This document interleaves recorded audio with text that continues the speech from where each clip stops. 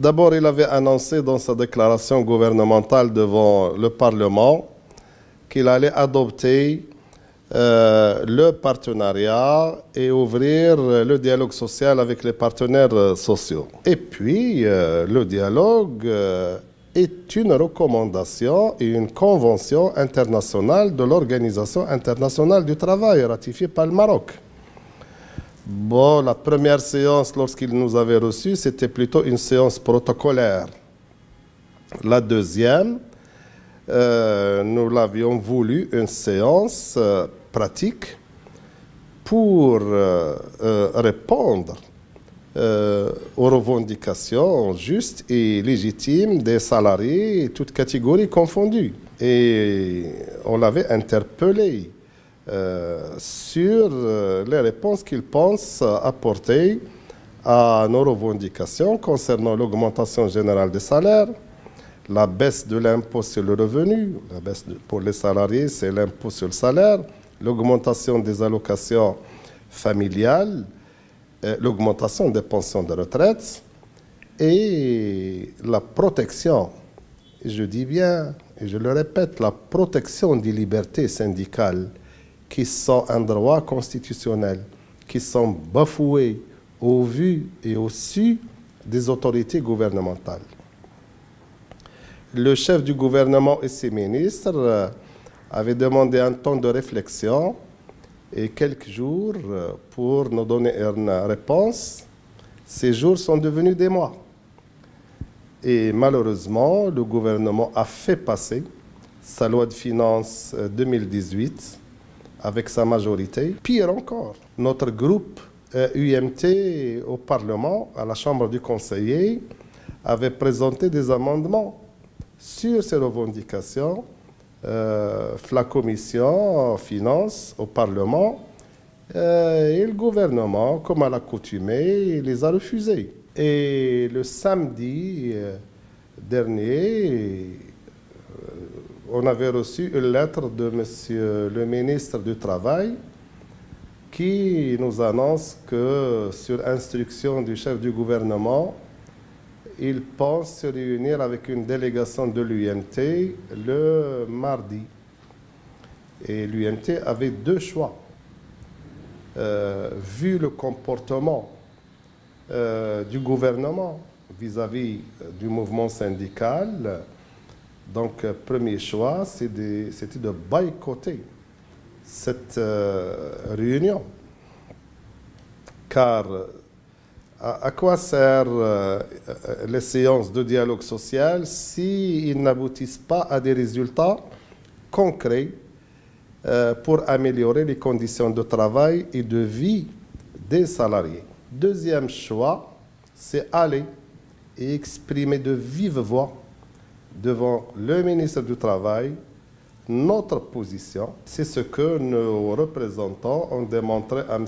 Yatim, qui d'ailleurs a reconnu cette faille dans le comportement gouvernemental, car depuis le 9 novembre, le gouvernement avait adopté la position silence radio.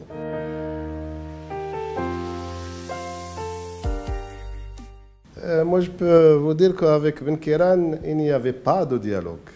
Les séances qu'on a eues avec ce monsieur, c'était plutôt des séances de bavardage. C'était des séances auxquelles le gouvernement et ses ministres, enfin le chef du gouvernement et ses ministres, plutôt des séances de façade et des séances pour la consommation, voilà, médiatique. Il est malheureux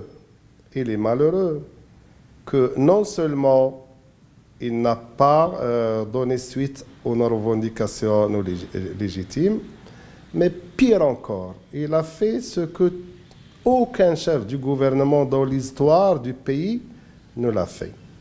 Il a fait passer de force, selon sa vision à lui, la sinistre réforme sur les retraites, qui d'ailleurs, par la suite, a été décriée par la commission parlementaire et qui avait démontré, cette commission parlementaire, dans son rapport, que c'était une erreur. Ce n'était pas la réponse appropriée pour réformer la Caisse marocaine de retraite.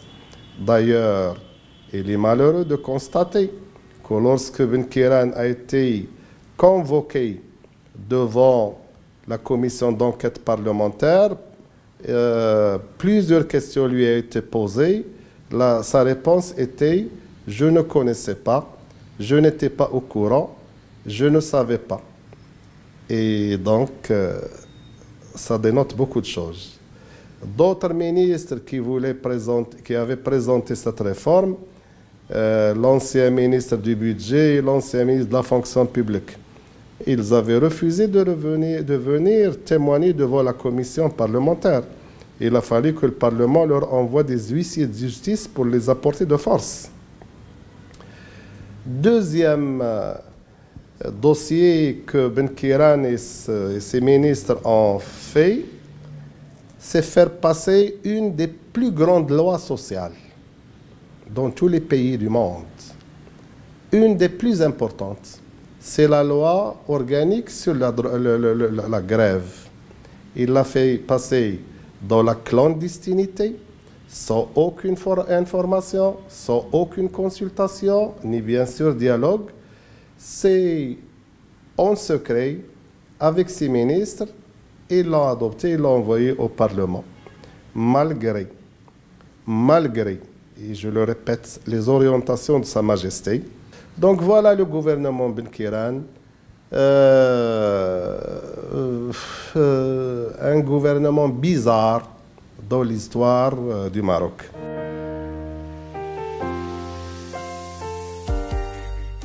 Moi, secrétaire général de l'UMT, je défends les intérêts des salariés du secteur privé, de la fonction publique, des collectivités locales et des établissements publics. Moi, je défends leur bien-être et leurs conditions de travail.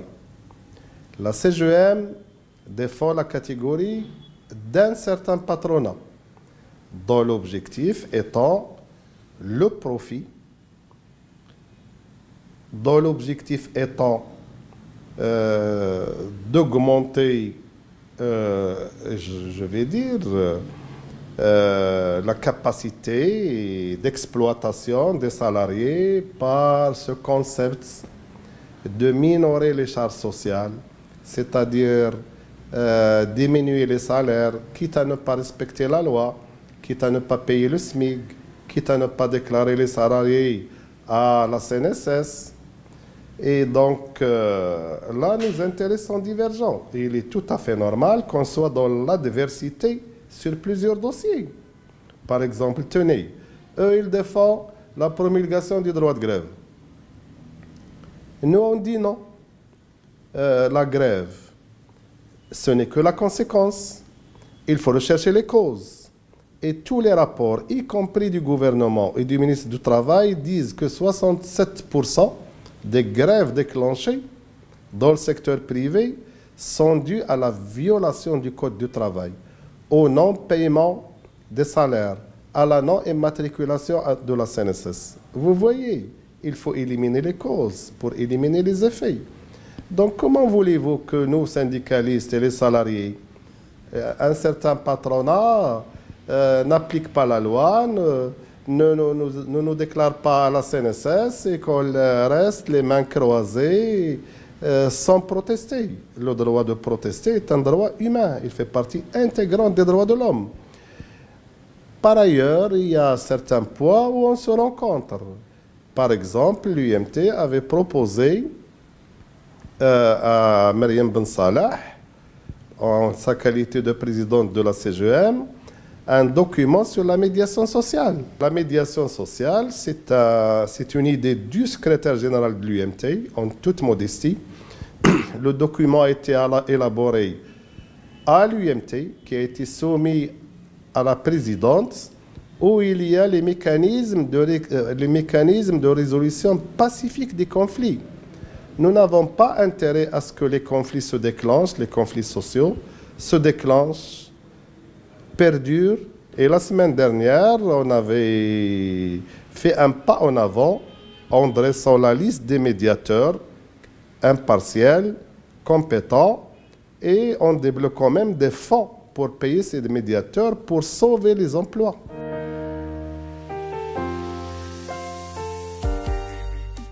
Il est évident que le syndicalisme de jadis n'est plus le syndicalisme d'aujourd'hui.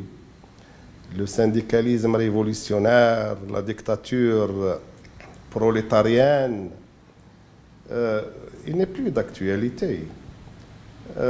En tout cas, l'UMT s'est métamorphosé. D'abord parce que nous avons des relations internationales intenses, surtout au niveau de la Confédération internationale syndicale, la CISI, dont le siège est à Bruxelles. Et donc, c'est notre grande confédération qui discute en notre nom avec les institutions financières internationales et avec les Nations Unies, dont bien sûr nous sommes représentés au Conseil général, l'UMT. Et avec cet échange d'expériences, on arrive à métamorphoser le visage du syndicalisme marocain. La direction nationale de l'UMT actuelle, bien sûr, depuis plusieurs années, consciente des nouveaux enjeux, a établi toute une stratégie pour changer le visage du syndicalisme sur tous les plans. Preuve en est, c'est que l'UMT était connu, il ne communiquait pas. Maintenant, vous avez demandé à me voir et j'ai répondu volontiers. Au début, l'UMT était cantonnée sur elle-même et c'était la lutte, et puis c'est tout. Donc, on a métamorphosé le syndicalisme au sein de l'UMT, d'abord au niveau de la communication syndicale, pour porter au public, à l'opinion publique nationale, aux travailleurs, aux travailleuses, qu'est-ce que nous faisons. C'est ainsi que vous voyez plusieurs de mes camarades dans les stations radio, télévision, au Parlement, pour justement démontrer que le syndicalisme marocain est en marche, comme on dit, et notamment à l'UMT. Deuxième niveau, c'est au niveau de la syndicalisation et l'organisation de tous les secteurs, et particulièrement les nouveaux métiers du Maroc. Les nouveaux métiers du Maroc, c'est les centres d'appel et l'offshoring, et je reviendrai sur ce secteur, le secteur de l'automobile, le secteur de l'électronique, le secteur aéronautique et le secteur textile, enfin confection, textile. Donc, par ce plan d'organisation et de syndicalisation, alhamdoulilah, nous sommes arrivés à percer dans ces secteurs. Nous avons pu organiser au sein de l'UMT une grande unité automobile à Tanger, où il y a 8000 agents et cadres ouvriers. Ils sont à 100% UMT. Et dernièrement, nous avons eu à paraffer une convention collective du secteur automobile avec le grand patron de cette unité, qui sont la Cité. Il y avait bien sûr le ministre de l'Industrie et du Commerce, et ça on a fait coïncider la signature de la convention avec le millionième voiture produite à Tanger. Donc c'est vraiment important. On a pu organiser, syndiquer un nouveau métier qui est l'aéronautique. Plusieurs entités de pièces d'avion ont ont été organisés et syndiqués. On a pu également organiser une fédération très importante, c'est le secteur des centres d'appel et de l'offshoring. La moyenne d'âge de ces jeunes étant de 29 ans. Donc c'est un nouveau syndicalisme.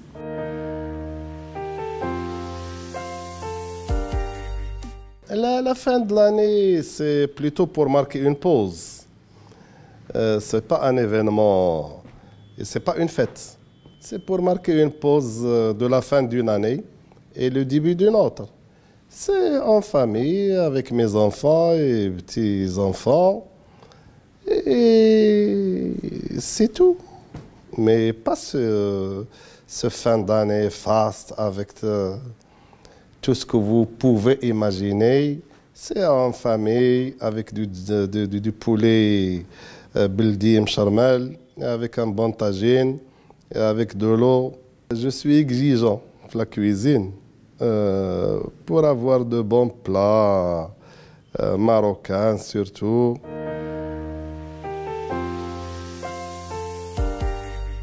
Oui, je suis Ouidadi, étant un fils de l'ancien Médina, donc Ouidadi, mais je suis obligé d'être à moitié Rajaoui.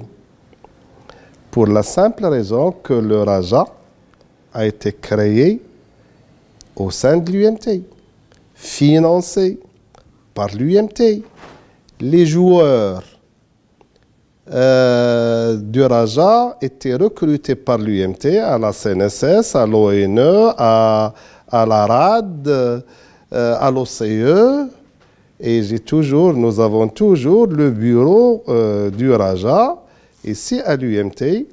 Alors, je suis obligé de faire la part des choses entre les Rajaouis et les Ouidati, mais dans le cadre de la fraternité, même pour certaines couleurs, lorsque j'ai à choisir, c'est tantôt le rouge, tantôt le vert. Tiens, par exemple, la carte d'adhésion de l'UMT 2017, moi, je l'ai conçue avec le designer de couleur verte. Ben, pour une raison simple, c'était la coupe 22. Et donc, c'était le vert, c'est pour les emplois verts.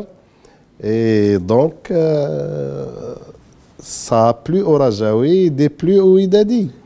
Mais cette année 2018, c'est plutôt le rouge. Et voilà, c'est dans la fraternité.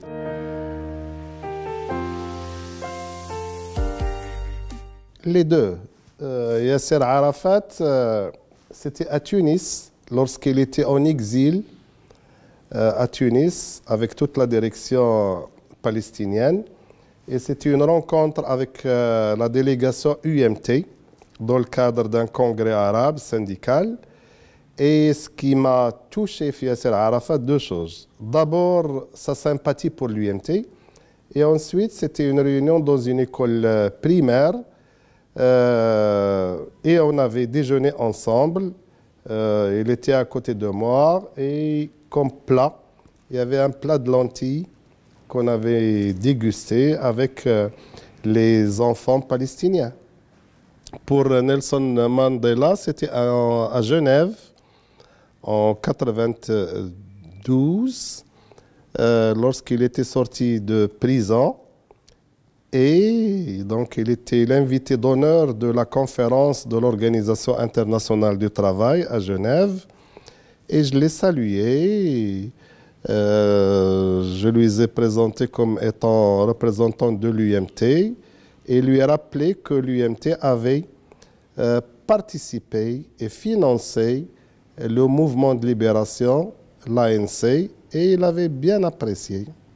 Et d'ailleurs, on a des relations étroites avec le syndicat de l'Afrique du Sud, qu'on appelle la COSATU, et on est en train de construire avec eux.